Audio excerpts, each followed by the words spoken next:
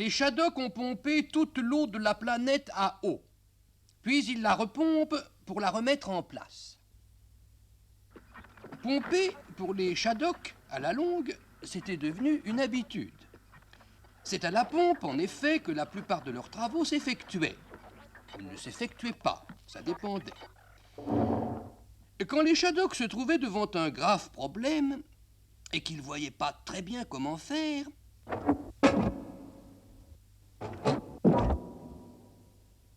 eh bien, ils pompaient.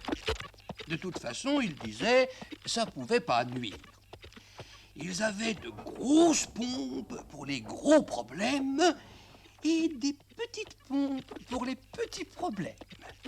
Ils avaient mis au point aussi des pompes spéciales pour les cas où il n'y avait pas de problème du tout.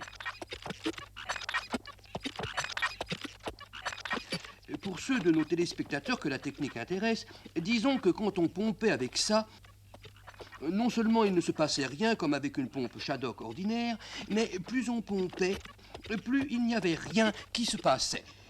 C'était quand même une sécurité. Et dès que les Shadocks avaient fini de pomper, les gibis leur envoyaient des visions.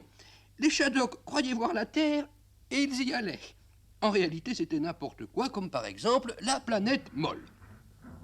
Mais les Shadocks pensaient que c'était uniquement un problème de mou, alors ils pompaient le mou avec leur pompe à problème mou.